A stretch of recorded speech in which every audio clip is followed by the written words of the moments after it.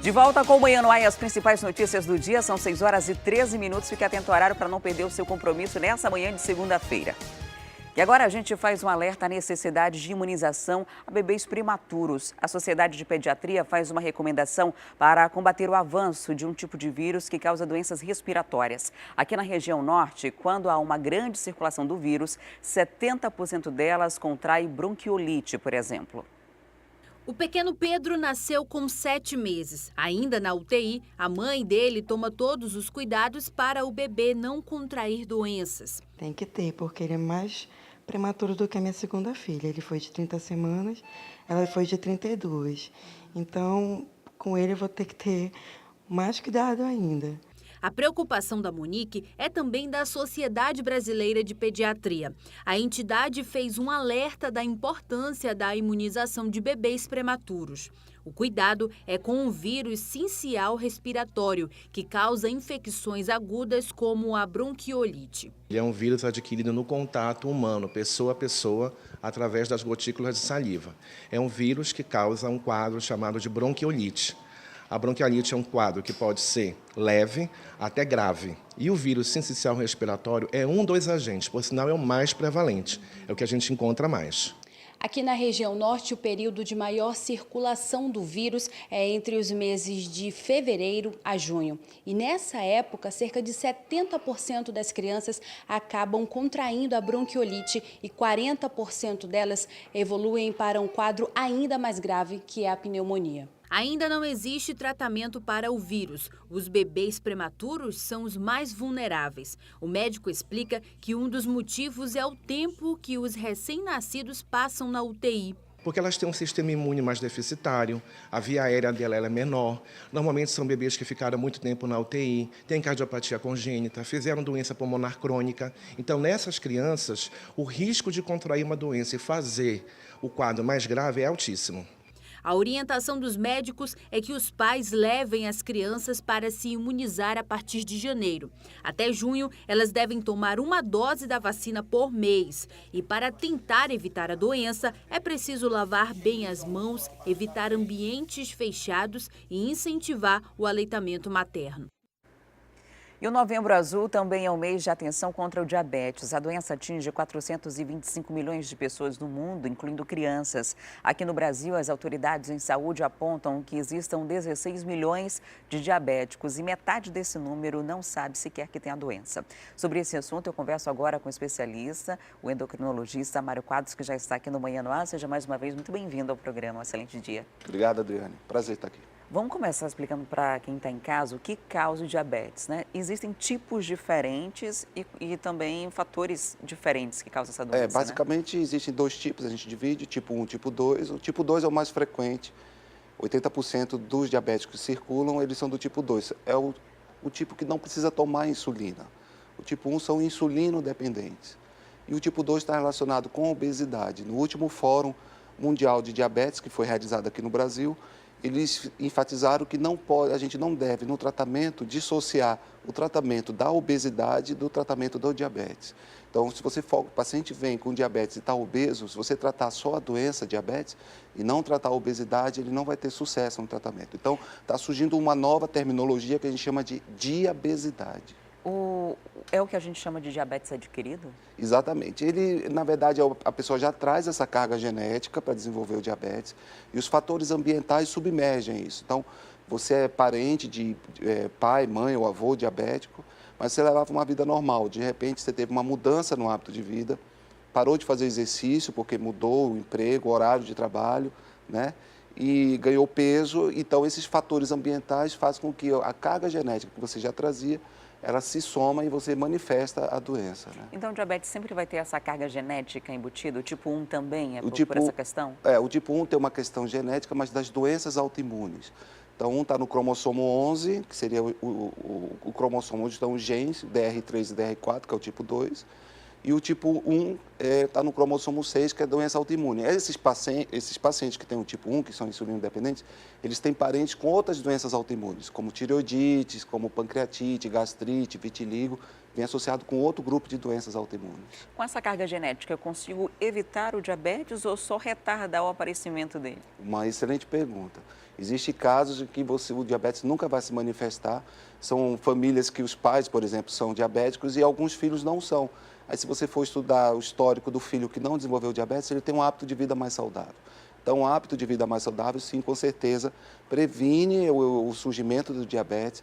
E uma vez instalado esse hábito alimentar, né, essa vida saudável, evita muitas complicações. Por que essa doença é tão preocupante? O que ela causa dentro do nosso organismo que faz com que necessite se discutir, que tenha um mês especial para tratar disso e que existam alertas contínuos, atividades, sempre que tem atividade de saúde, algum tipo de evento desse tipo, tem aquela medição, né, de insulina para verificar como está o nível de açúcar no organismo. Por que é tão preocupante? Então, essa pergunta é excelente, porque como vocês falaram na cabeça da matéria, 50% das pessoas que têm diabetes desconhecem a sua condição. Eles descobrem no tratamento odontológico, no pré-operatório, no exame de rotina, que são diabéticos. É a doença que mais causa amputação. Então, existe 18, se você for agora lá no Hospital 28, no Hospital 28 de Agosto, vocês vão encontrar a enfermaria de cirurgia vascular, tem 18 leitos. 16 leitos lá são ocupados com pacientes diabéticos que foram amputados. Então, o diabetes é a principal causa de cegueira, de retinopatia, é a principal causa de diálise. Se você for na clínica de nefrologia, você vai ver que a maioria dos pacientes que fazem diálise são diabéticos. É a principal causa de amputação de membros inferiores, é a principal causa de doenças macro e microvasculares, infarto do miocárdio e o AVC, que é conhecido como derrame. O problema todo é que o tratamento do diabetes está atrelado à mudança de hábito de vida. E muitas vezes, quando a pessoa descobre diabetes que é acima de 40 anos, ela não quer mudar seus hábitos, não quer diminuir a bebida, não quer diminuir a comida, ou simplesmente mudar a qualidade do alimento, né?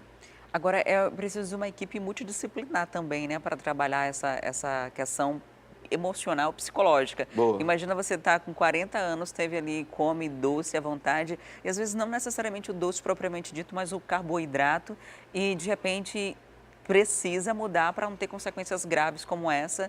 É comum até, em alguns casos, que a doença leve à depressão, ou outros casos de psicológicos mesmo, por conta dessa restrição alimentar que é necessária a partir do diagnóstico, né? O alimento, ele dá prazer e recompensa, né? E as pessoas estão cada vez buscando mais esse tipo de sentimento com o alimento. O que a gente vê é que há uma flutuação entre a privação e abuso. Então, nós aqui amazonenses, então, os homens aqui no nosso estado são 11%. Né? Então, a gente já está até fazendo a estatística diferente. As mulheres estão em torno de 7% a 8%, são diabéticas, e os homens estão chegando a 11%, está tendo mais homem diabético, porque a obesidade está aumentando muito no sexo masculino. Então, ninguém quer mudar seus hábitos alimentares. E um hábito alimentar do amazonense é se privar e abusar. Né? Então, passa a semana toda se privando para chegar no fim de semana comer e beber tudo uma vez só. Então, é comum a pessoa dizer, não, durante a semana eu não bebo, mas no final de semana eu tomo minha cervejinha, fala até no diminutivo, né? Cervejinha, mas você for, quanto é a sua cervejinha? São 7, 8 garrafas. Quantos litros? Então, são cervejonas que você bebe, não é cervejinha. Então, essa dimensão que as pessoas até impõem para proteger o seu ego, né? Que você falou de questão psicológica, é a questão de dizer assim, eu bebo muito, mas na segunda-feira eu não bebo nada, mas o impacto desse excesso de álcool e de alimento num dia só já causa um grande dano no organismo. O que acontece no organismo que faz essa amputação dos membros, né? O que é preciso, algumas vezes, retirar? Principalmente são as extremidades, né? Os pés que têm mais dificuldade, problema com isso. Então, é bem simples de entender. O açúcar, ele modifica a proteína dos tendões e os dedos dos pés se deformam, eles vão ficando tortos. Então, o sapato não vai mudar, você vai usar o mesmo sapato. E aonde você não tinha contato com o sapato, com a deformidade do dedo, você começa a ter contato e forma um calo. Desse calo existe uma diminuição da circulação naquele local, por causa do calo, e em seguida vem a úlcera. A úlcera é porta de entrada para bactérias, aí o paciente começa a ter infecção e problemas vasculares, tem que levar a amputação, porque se não tiver circulação naquele membro, não tem como recuperar. Né? Então, tudo começa com o exame dos pés, é importante. o paciente tem que olhar os pés, procurar uma podóloga. Existe no serviço público podóloga. Lá no PAN da Codajás existe um serviço de podologia, né, específico para diabético. Estranho. Aquele calo precisa ser tirado e tratado antes que ele vire uma úlcera e da úlcera virar uma gangrena que tem que amputar o pé, né? Então, esse é o maior problema do diabetes, é deixar os estágios avançados.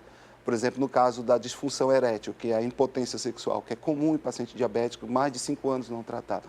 O paciente, quando chega ao médico e relata que ele está com uma disfunção erétil, que está com diminuição da ereção, ele já está num estágio avançado desse processo.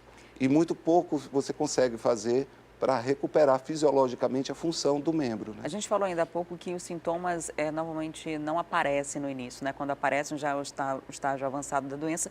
Inclusive a gente preparou um quadrinho com alguns sintomas que podem surgir com o aparecimento aí do diabetes. Vou mostrar para você que está em casa. A gente já tem ele, não conseguimos preparar aqui, mas tem alguns sintomas que são comuns, que aparecem à medida que a doença vai evoluindo, né? Um deles que é muito comum de ouvir falar é quando no vaso sanitário fica aquela formiguinha, começa a aparecer. Além desses, existem outros sintomas que são recorrentes? Sim, diabetes, essa palavra significa urinar muito, né? E mellitus doce, então urinar doce, que seria o primeiro sintoma que na Grécia foi detectado. Então, o que é o diabetes? É quando os níveis de açúcar no sangue atingem um nível acima de 130 milímetros por cento, né? Então, quando você faz o exame e está acima de 130, você é considerado diabético. Quando passa de 180, o seu organismo entra em estado de alerta e usa o rim para eliminar esse excesso de açúcar, porque esse excesso de açúcar pode danificar o cérebro. Então, nós temos um mecanismo de defesa contra o açúcar alto. E por isso que a urina começa a conter açúcar depois que atinge 180. Então, aí, se você urina muito para eliminar esse açúcar, você vai ter muita sede. Então, você já tem 2 sintomas do diabetes básicos. Você urina muito e tem muita sede. E essa urina, as pessoas têm noção disso à noite, quando vão dormir. Porque elas começam a acordar 2, 3 vezes durante a madrugada para ir ao banheiro, né? Então, isso chama atenção. Como ele perde nutriente pela urina, ele começa a emagrecer e começa a ter fome porque está perdendo nutriente. Então, aqui nós temos os 4 principais sintomas do diabetes, que é urinar muito e ter muita sede, emagrecer e ter muita fome. Se você tem acima de 40 anos e está com esses sintomas, procure um posto de saúde próximo da sua casa. Faça um exame em jejum, é um exame simples, ele sai em 48 horas, que é o exame de glicemia.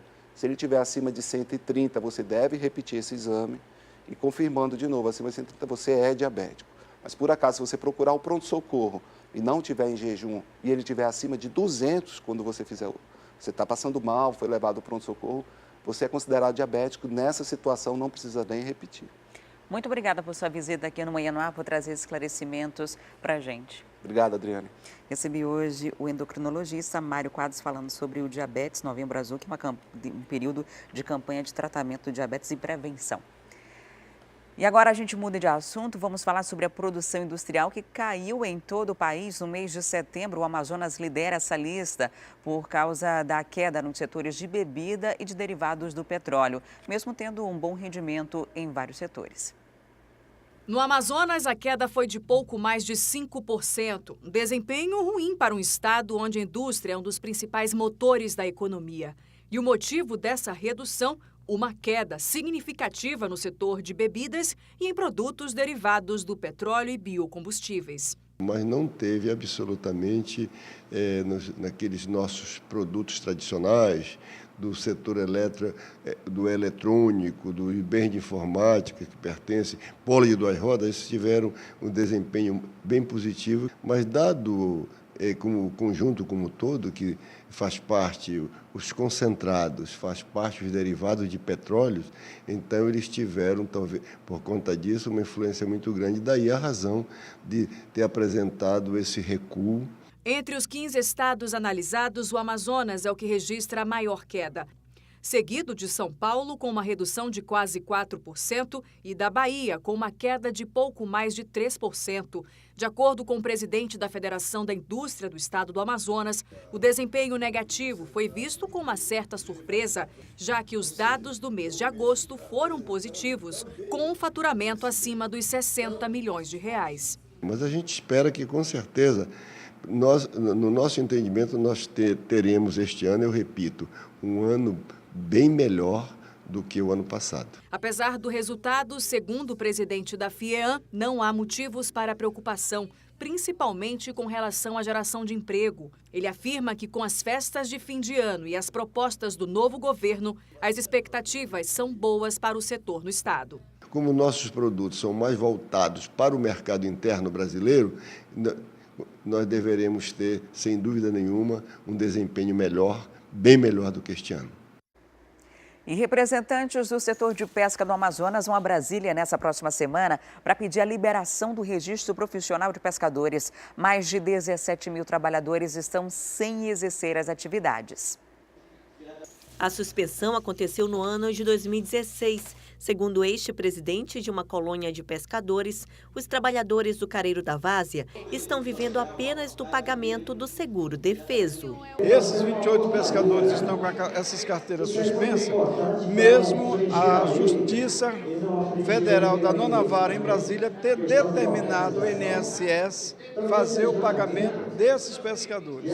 Em todo o Amazonas, mais de 17 mil carteiras profissionais foram suspensas. Segundo o Ministério da Agricultura, Pecuária e Abastecimento, o motivo foi a falta de atualização dos cadastros. A Federação de Pescadores do Amazonas também tenta, com o governo federal, a liberação do primeiro registro de mais de 40 mil trabalhadores aqui do estado. Uma equipe vai a Brasília reunir com a Confederação Nacional dos Pescadores e Aquicultores para conseguir a liberação dos registros profissionais. Outra reclamação vem dos pescadores de Humaitá. Segundo eles, a construção de uma hidrelétrica em Porto Velho, em Rondônia, tem prejudicado a atividade de pesca no município. O que aconteceu? Nossos pescadores tiveram que se deslocar com a distância maior para a questão de pegar o peixe para trazer para o nosso município. Onde a gente produzia em torno de 800, 900 toneladas por ano, hoje nós estamos produzindo 100, 120 toneladas. A nossa preocupação com o pescador é que o pescador foi o primeiro a ser prejudicado e até hoje não foi reconhecido como realmente ele é atingido.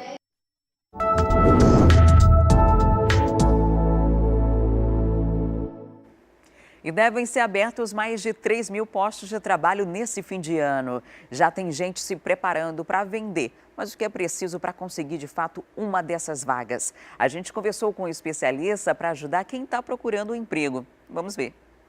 Você vai usufruir de muita promoção e muito mais para você. O que é mais importante na hora de vender?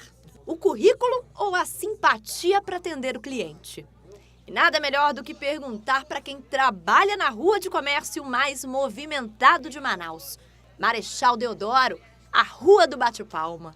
A pessoa tem que ter bastante lábia para poder conseguir fazer a cabeça do cliente, né? Falar com a pessoa direito, né? Não tratar ela mal. Saber atender as pessoas, ter educação.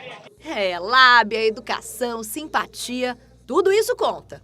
Para quem contrata, a comunicação também é item de avaliação. Nós avaliamos também pelo fato de a pessoa ter experiência, pelo meio de comunicação dela.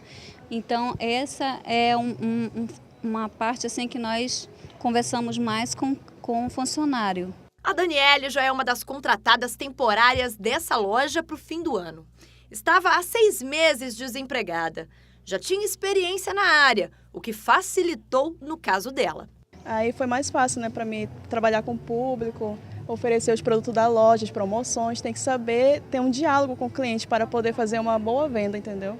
Bom, currículo até conta, mas segundo o nosso especialista, ele não garante a vaga. O currículo é importante, mas a simpatia é mais? Com certeza, a simpatia é muito mais importante. É o que a gente sempre diz, o mercado ele contrata pelo currículo, mas ele demite pelo comportamento. O comportamento que você tem com seus colegas e com os clientes também. Simpatia demais atrapalha? Também, tudo em demasia atrapalha. O ideal é você medir de acordo com o cliente vai te dar o limite. Então, conhecer bem o cliente, se apresentar no começo, perguntar nome, perguntar qual a expectativa dele em relação à venda é importantíssimo. E a partir daí sim, conduzir uma venda de excelência. Agora é aproveitar essas dicas e lembrar que o comércio deve contratar 3 mil pessoas nesse fim de ano. 200% a mais que no ano passado. Então, segue as dicas e aproveita. Não é conversa do locutor, não, é promoção mesmo. Aproveita, né? Porque um emprego no fim de ano é o que muita gente precisa agora, ainda mais se ele continuar no ano que vem. E olha só, ontem, aliás, na madrugada de hoje aconteceu um acidente. Um acidente na Avenida Efigênio Salles aconteceu nessa madrugada e deixou vários consumidores sem energia elétrica, porque postes da rede de abastecimento foram derrubados. Essas imagens foram gravadas durante a madrugada. De acordo com as informações de moradores ali do Coroado, o acidente aconteceu por volta de 1h da madrugada e um carro bateu em um poste. Como tem essa rede de fiação, os fios foram puxando os demais. Então, quem mora nessa área ali da Efigênio Salles e também no bairro do Coroado ficou sem o abastecimento de energia e algumas pessoas ainda continuam sem esse abastecimento porque o serviço de retirada desses postes está sendo feito somente agora. E é para lá que a gente vai ao vivo acompanhar as imagens do nosso drone que está sobrevoando a Avenida Efigênio Salles. É nesse exato local onde o acidente aconteceu, é bem em frente ao Mundi. O trânsito flui com tranquilidade nessa área, né? Sentido oposto para quem vai para o Coroado não há grande dificuldade, para quem vem também já passa um veículo por vez, né? Porque aqui a gente percebe que tem um terreno, que tinha uma cerca, uma espécie de tapume ali, e ele foi destruído nesse acidente que aconteceu na madrugada. Ainda há pouco, esse poste estava sobre a rua inteira, então não passava nenhum veículo, mas por volta de 5h da manhã, os postes começaram a ser levantados, colocados nos seus devidos locais, e aí a interdição é diferente. Já apenas uma faixa da Avenida Efigênio Salles, também conhecida como V8, é retirada. Ali um dos postes estava em frente ao Mundi, o outro em frente ao condomínio Efigênio Salles, onde há também uma equipe e viatura da Eletrobras Amazonas Energia. O Emerson está operando o nosso drone. Vamos tentar mostrar o trânsito lá na frente para verificar como que está o acesso à Avenida Efigênio Salles antes dessa interdição.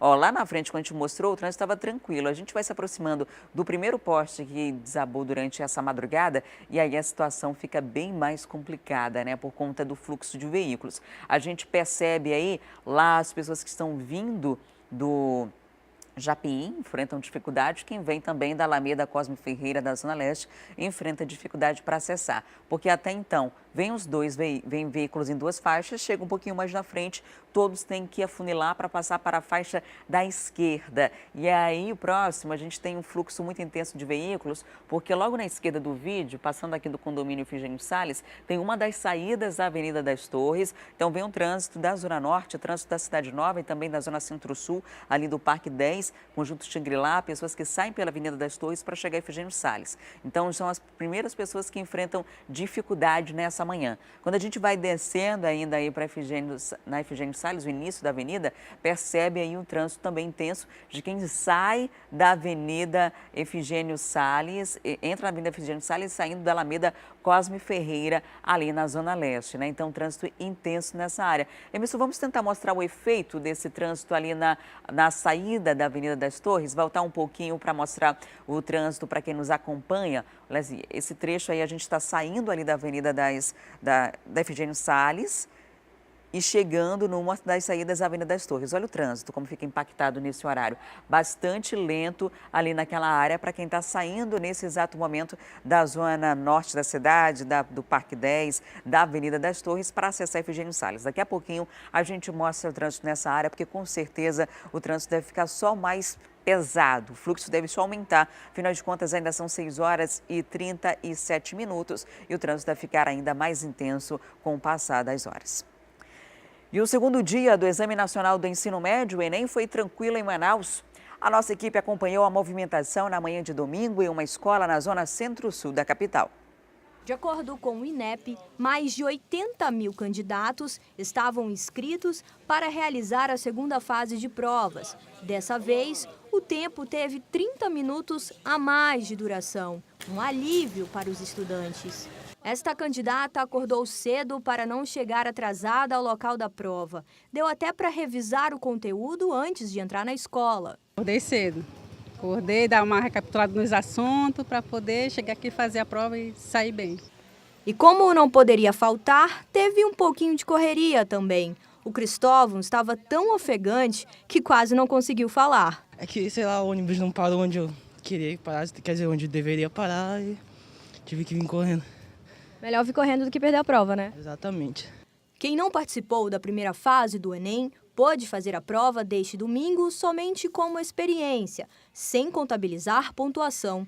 O resultado das avaliações sai no dia 17 de janeiro de 2019.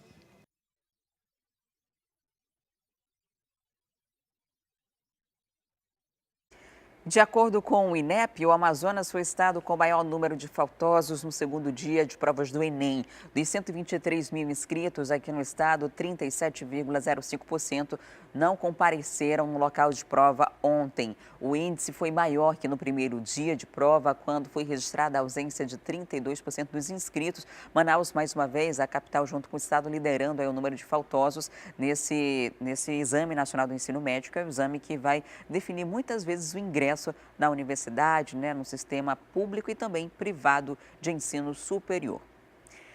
E as inscrições para o programa Bolsa Universidade começam hoje. O programa oferece bolsa de estudo de até 100%, coisa boa, né? Em várias instituições de ensino privadas aqui de Manaus. E quem vai trazer as informações ao vivo para a gente é o Fred Rocha, que já está ao vivo para contar os detalhes. Fred, conta para a gente, as inscrições vão até quando e quais são os requisitos para conseguir, de repente, uma dessas bolsas do Bolsa Universidade?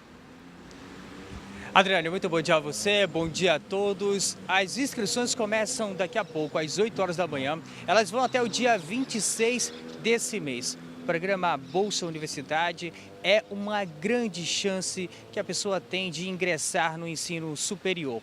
Para participar, é necessário acessar o endereço eletrônico portal.esp.manaus.am.gov.br.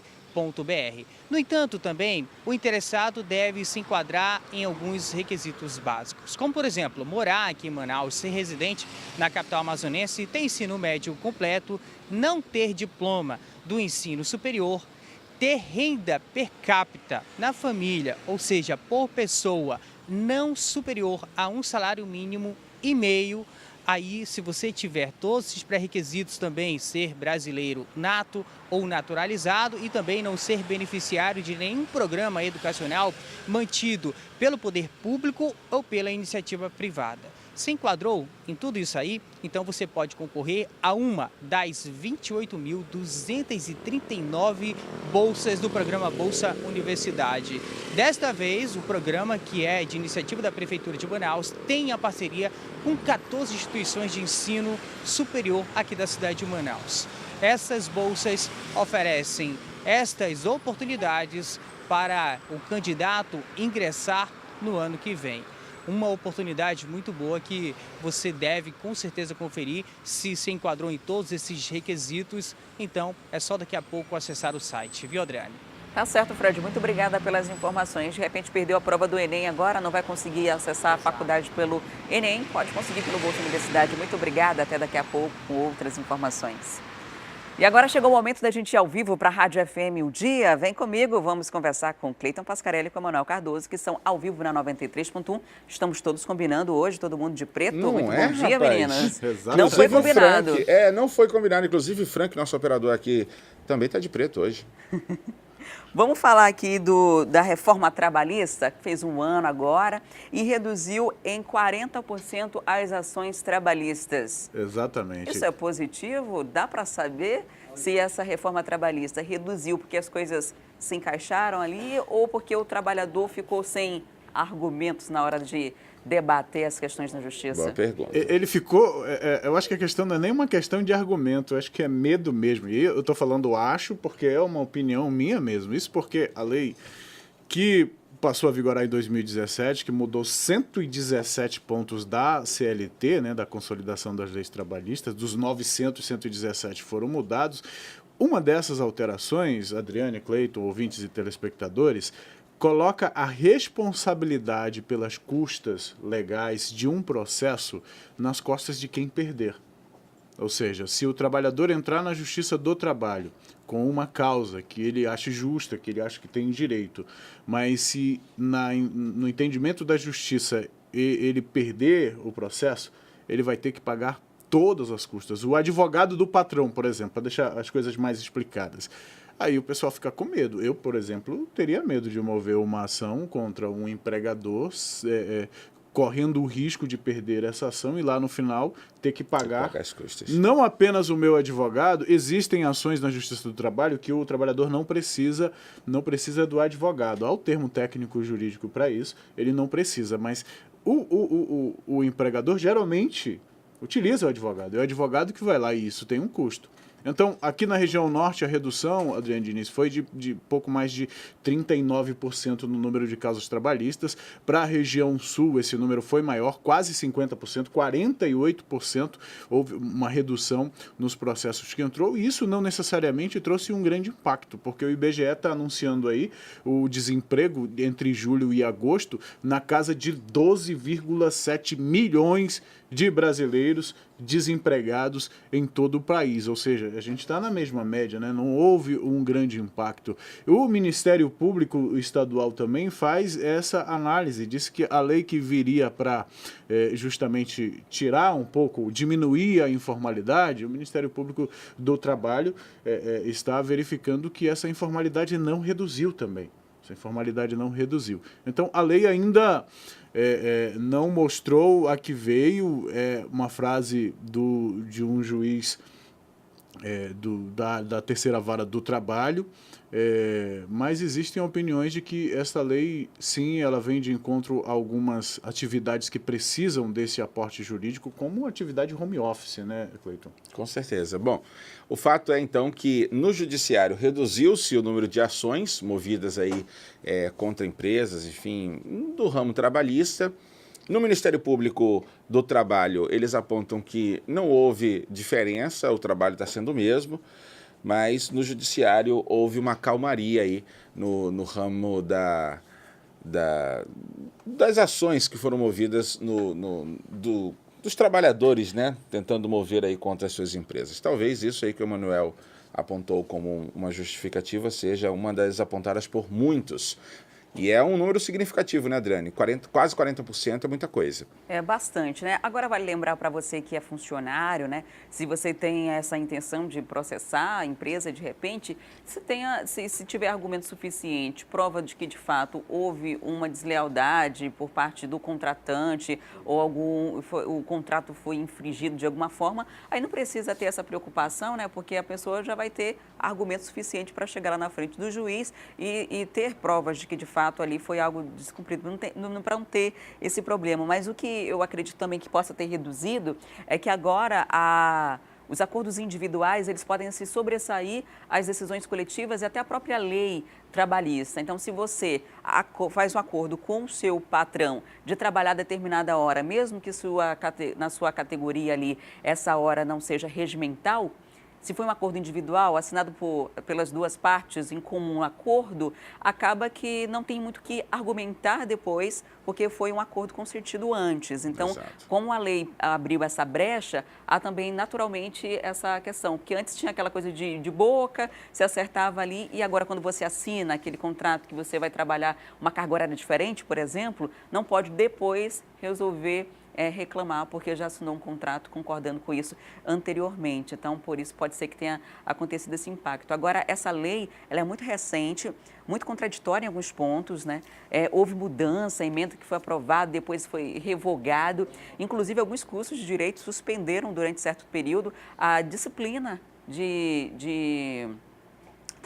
direito trabalhista, porque estava tão incerto que não adiantava ensinar e mudar depois e ficar aquela coisa inconstante, né? Vamos aguardar aí as próximas páginas para ver o que de fato acontece, se há alguma mudança de fato efetiva no nosso dia a dia. Existe, né? Inclusive, uma ação no Congresso movida por um parlamentar do Partido dos Trabalhadores, que chama Estatuto, né, do Trabalhador, que seria uma contramedida, uma contraproposta, e é um documento que já reúne aí cerca de 700 artigos. A ideia é que o parlamento discuta essa contraproposta à medida trabalhista, mas é como você disse, né, Adriane, é uma lei recente, as coisas ainda estão se ajustando, é um ano de que essa lei está vigorando aí, né, então vamos ver o que acontece. Muito obrigada, meninos. Bom começo de semana para vocês. Que a nossa semana seja colorida, diferente das nossas roupas. Verdade. Boa semana. Tudo de bom, boa semana, bom dia e até amanhã. Até amanhã. Tchau, tchau. Até amanhã. Até amanhã. E olha só, a gente vai para o intervalo e já volta com informações do trânsito. Vamos mostrar o tráfego na Avenida das Torres, na Alameda Cosme Ferreira, por conta de um acidente que derrubou o poste de energia na Ifigênio Salles. E ontem, 2 carros se chocaram e caíram no Igarapé. Tem ainda os casos de polícia, teve túnel no Puraquequara, fogo no Compadre e ameaça de bomba também. Eu volto em instantes, não saia daí.